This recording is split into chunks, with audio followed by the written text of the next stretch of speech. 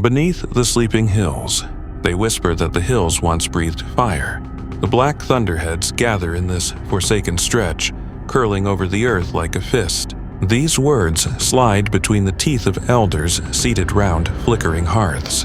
Outsiders scoff, calling them cracked by loneliness, but at night something stirs beneath these ancient mounds. It was autumn, and the winds brought whispers sharper than frost. Shepherds watched the sky and counted their flocks twice, then once more for good measure. Those who remembered marked their doors with soot, old symbols lost to common memory.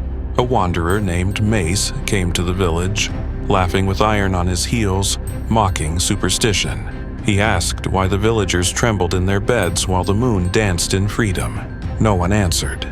Mace didn't leave, not after the old woman spat at his boots. She told him of the sky that opened once, raining down fire that devoured without mercy. She muttered of names best left unspoken, and wounds in the earth best left undisturbed. She spoke of justice that comes without warning, leaving nothing but ash. When dusk fell, the village pressed close behind locked shutters. Mace climbed the wooded slope toward the sleeping hills. There the earth was blackened, grass refusing to grow, stones split and weeping dark sap. Above, the sky churned as if remembering some ancient grief. The wind shrieked through twisted pine. Something groaned hollow from far beneath the ground itself. He paused atop the largest mound. His lantern's light flickered erratically. The air grew dense, harder with each breath, as if the world were a lung filling with cold tar. Something thudded beneath his feet. The earth pulsed once, twice, slow and dreadful. Then a voice. No tongue shaped it. No ear was meant to comprehend. It pressed against the skin, crawling beneath bone, freezing marrow. Mace's lips stuck together. Blood thundered in his ears. He tried to blink, but the world refused to move. The trees bowed away, contorted in mute reverence. The stones pulsed with sickly light, shifting like muscle under rot.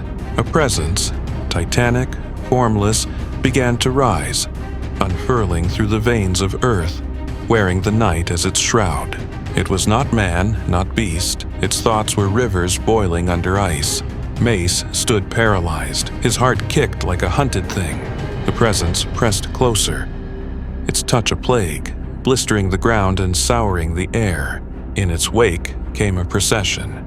Things that should not be. Shadows with broken wings, faces without eyes, hands grasping at nothing. They made no sound but the soft hush of withered leaves.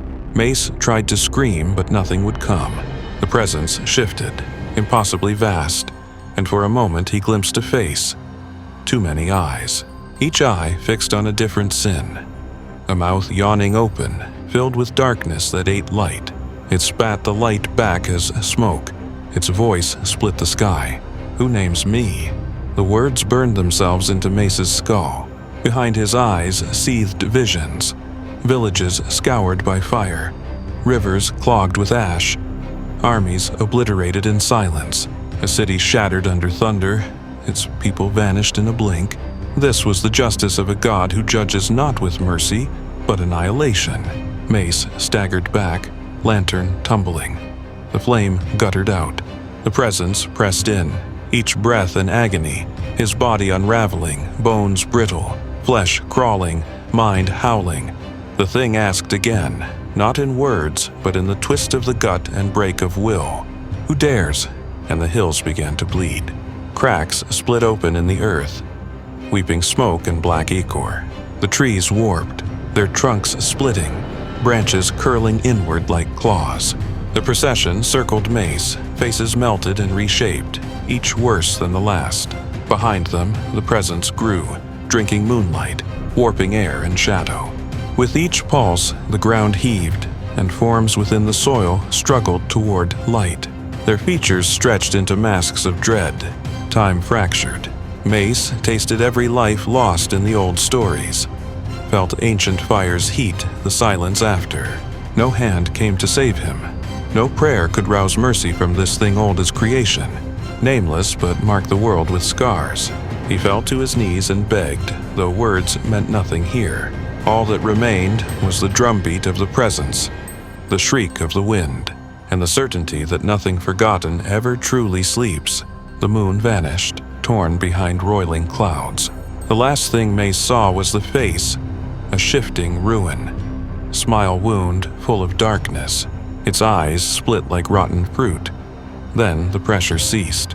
Dawn came gray and bitter. Villagers found Mace curled atop the blackened hill, eyes wide, lips parted as if crying out a forbidden name. Around him, the grass withered, stones cracked. The procession had vanished. In his palm, pressed deep into flesh, was the imprint of a broken crown. They buried him with no words. That evening, they painted their doors anew. No one climbed the hills for a generation, but the earth remembers. It murmurs of wounds too deep to heal, of justice delivered not with compassion but silence and ruin. When the wind rises and the sky bruises dark, folks hurry home. They whisper prayers in tongues that never touch the air, for in that place the God beneath the hills waits, patient, vast, beyond forgiveness. For those who would claim to know his name, there waits only silence, and the certainty that the hills are never truly sleeping.